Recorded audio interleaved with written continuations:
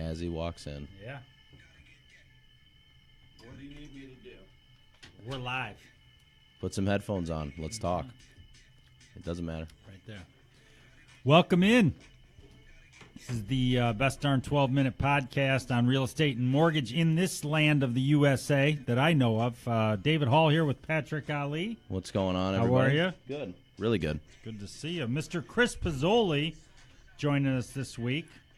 Mr. Puzzuoli, how are you? This is your first time on this podcast. It's fantastic. Isn't Thank it you so good? much for having me, Dave. Appreciate it. Glad you're able to be here. A number of subjects. We're going an all mortgage show this week. Yeah. And, a lot of weeks we talk some real estate and we get, a variety of different takes on what's going on, both regionally, nationally, locally.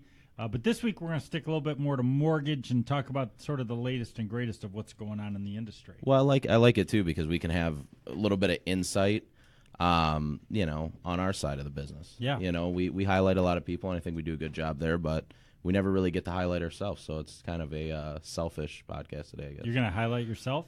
Well, not highlight myself, Okay. but Well, I mean, whatever. I think I do a good job. You do? Yeah. I think I do a great and job. that's most important is what you think, right? I think Right. I'm great. Yeah, right. Okay, so, one of the biggest thing that's going on right now for our listeners who may not know is cash out refinances. It's big right now, and there's a number of reasons for that we can get into. I don't know, Chris or Patrick, maybe you want to take it just in terms of why are people doing cash out refinances right now? What do people need to know? What's a good reason to do a cash out refinance? What's maybe a poor reason? Or, let's just break it down a little bit in terms of why are people doing what they're doing right now and why is it so hot? Yeah, well, I'll tell you, I think one of the biggest reasons people are accessing the equity they have in their homes is because they have equity. Right. I saw an article somewhat recently. It was comparing equity that people have in their homes from 2012 to today, and the average American has 3 times as much equity now that they did 5-6 years ago. So the first reason people are doing it is because they can. Right. And when you think about those numbers, by the way, just on a scale, let's say you had $6,000 in equity back in 12 and now you have 18, or if you had 15, now you have 45, or let's say you had 25, now you have 75, and those are all averages, but that's the way the numbers work, and those are big numbers. Some of those numbers are big numbers. Yeah, it's real. It's very real. So I think that's the first thing is, if you have equity, I think that spurs on people's kind of imagination. Is there something I want to do to the house? Is there something the home's been needing for a number of years that maybe we've been neglecting?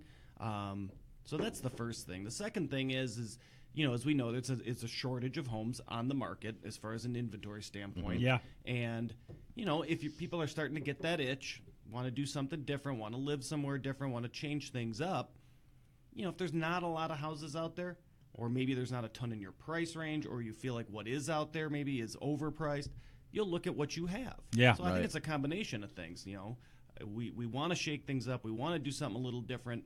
But there's not a lot out there for us. Interest rates are still really, really good. I now have this equity in my house because my home value's gone up. What do you say? Maybe we should, tap into it. Maybe we'll put a new kitchen in, things like that. So I think we're seeing that kind of. Yeah, I think that's big when people have the money in their home and they've maybe thought about moving. But and we know how many folks have gotten frustrated with looking for homes and not finding anything, or maybe they just. I don't really want to move, but man, now I've got $30,000 that I could use to update this, that, or the other, and improve my home. Right. Well, even on the opposite side. So for me, I've only been a homeowner, for 5 years now. But a lot of the growing up, my parents, they always had a home, but never really utilized that equity. And we're in a position where we know about it. We know we can do that, and it's a cheaper loan. But for them, it was just take out debt after debt after debt, and then all of a sudden you get to a point where you have that oh crap moment, and you got to do something about it. So leveraging the equity in your home, number one, is a lot cheaper. Number two, it can all around benefit you financially because it's a lot of times the lower payment. You're only paying one person. You don't have to rob Peter to pay Paul in every situation. Yeah. So home improvements big, and we've talked about this before on the show where there's good home improvements in terms of the return. There's home improvements that don't give you as much return, and there's all kinds of information about that on the internet. But I think before you do a home improvement, something that I talk to a lot of people about when they do talk to me about a cash-out refi is, are you looking for this to have a material impact on the value of your home that someone would pay? Now, everybody wants to invest money to make money. However, sometimes, hey, let's say that you're Patrick Ali, you're a young guy, you're going to put $20,000 into something in your house. And if it's for your own enjoyment, which there's a lot to be said for that, it doesn't always have to provide a dollar for dollar return. Right. And we see people doing all kinds of different things, whether it be the patio, the landscaping, the basement, something, a kitchen, a bathroom. Kitchens and bathrooms typically get the best returns. Right. But there are other things that people are doing that don't always get the dollar for dollar returns, but they lead to 20 years of happiness, which you can't really put a price on that. I know that firsthand. We put a front porch on our home, and we put a backed-in screen porch. It didn't add square footage. One would argue it improved the curb appeal of the house, and I know we use the heck out of them, so I love it. I don't know if it translates into the bottom line, but That's interesting stuff. And then the other things I just want to talk about, aside from the cash out refi, which I think is big, is people that are looking to shorten the term of their loan. I think that's one thing we should talk about, because that's pretty popular right now, from the standpoint that if you kind of take out sort of when rates have been where they are, and you just forget about that over the last few years they've been in the high threes, low fours, we still have very attractive interest rates historically. And so to be able to get your hands on a rate in the fours on a 15 or 20 year, whatever it is, it's pretty attractive. And and Chris and I are a little older than Patrick. So Chris and I, back in our day, people were trying to get, something in the sixes on a 15 year. So Absolutely. Now it just historically, you're not going to be able to pay off a 15-year mortgage for a lot of people in a rate in the sixes or in the sevens, because it's just too expensive for you. But, in the fours, it's very doable, and we're seeing a lot of people that want to shorten their term. It's an aggressive approach. Yeah. I mean, it's the way to not spend a lot of time. I mean, even home ownership is great, and I love the fact that I can say I own a home, but also, I'm blowing a lot of money to own that home. Mm-hmm. So, I mean, the faster that I can blow money and then have that other 15 years. Well, it's just, how are you going to blow your money? You could be blowing your money on rent. You can blow, housing is an expense, and it's just, that's the way it is, and you get a deduction and everything else. But I don't know, anything else on the shortening of the term, Chris, that you've been seeing? Yeah, I think, we were actually talking with someone yesterday about it, and I think this is just a common thing that, is really good to look at in any market and in any environment, but specifically, most people either maybe know this, don't know it, and if they know it, they probably don't really want to think about it, but your mortgage is front-loaded with the interest. Yeah. You pay all the interest up front. And when you look at a 30-year mortgage and you actually break down what percentage of your payment is going to principal and what's going to interest,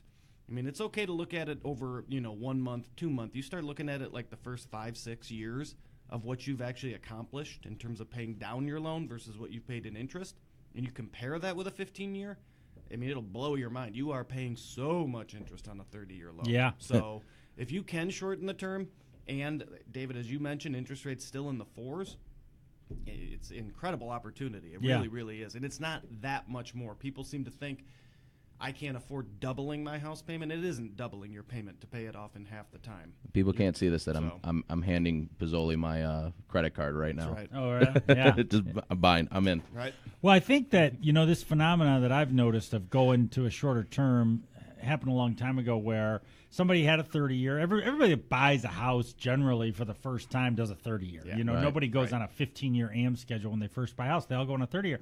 But if they've paid the house off down over those 3, 4, 5 years maybe, and then they go to refi, some people mentally are like, well, I don't want to reset at 30. I want to shorten my term. which you could make an argument for both. In really, resetting at a 30-year, it allows you the luxury of a lower payment. You can always pay extra, so I can make an argument for that. But, maybe going from that 26 years now down to 20 or maybe even 15, sometimes that makes sense for people because they feel like they're moving ahead. Now, the funny thing is that when you get done paying your mortgage off and you feel good about that, I know that for a lot of people there's a piece of satisfaction. But I think if you talk to any financial planner, they would still tell you that mortgage is good debt, and you get a tax deductibility of your mortgage debt. So it's not really bad debt that you got to look to pay off. But I think that something gets into people's heads where that feels good to be debt free, and there's nothing wrong with that. Obviously, no, definitely. And we could get into the whole good debt versus bad debt thing because that's there's a lot there. Yeah. And I got a question because I'm going to use this as a learning opportunity because I think there's a lot of knowledge between the both of you. When is it a good time to refinance? Some say 5 years, some say 7 years, some say 3.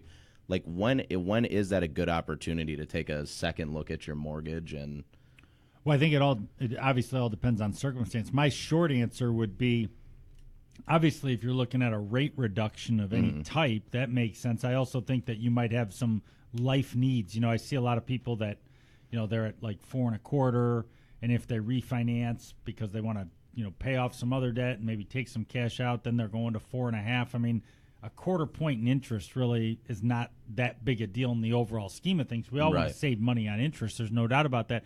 But it's not like going from 4 to 8, right? I'm going from 4.25% to 4.5% if I'm improving the quality of my life. So it's all circumstantial. Just depends on what you need and when you need it. I think that we all have different needs in our 20s, then in our 30s, then in our 40s, and then as we get older, our needs are different. So, a lot of people that are living paycheck to paycheck, their mortgage can really help them in a way that maybe they don't understand yet. No, that's totally true. It is absolutely circumstantial. For some people, paying off a car loan makes 0 sense whatsoever with your mortgage. For other people, it makes all the sense in the world. Certainly one thing we haven't talked about but is worth mentioning is anybody that's paying mortgage insurance should always look and see what their options are as far as refinancing. So, Very good. Yep. That's a wrap.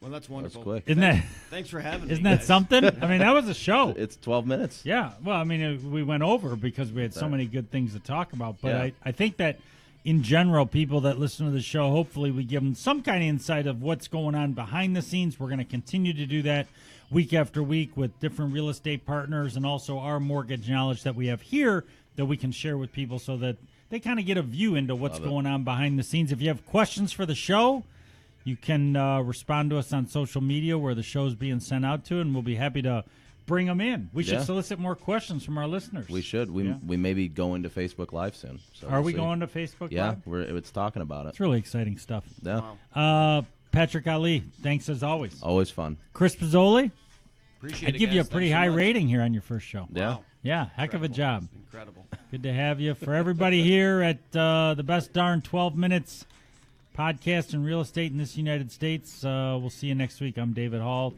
See you soon.